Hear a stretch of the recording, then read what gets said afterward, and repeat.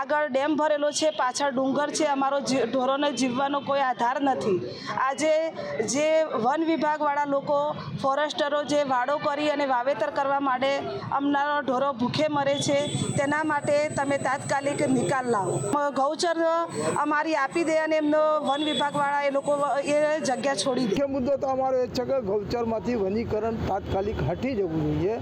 એકમાત્ર અમારો જીવવાનો આધાર હોય તો માત્ર ને માત્ર 592ની 75 એકર જમીન છે।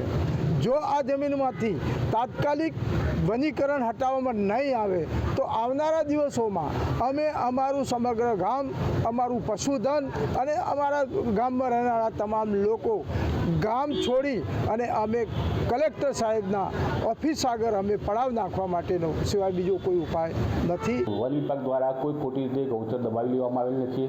ખરેખર જે ફોરેસ્ટ છે તેની અંદર જ અમારું ફોરેસ્ટ ડિપાર્ટમેન્ટ કામ કરી રહ્યું છે।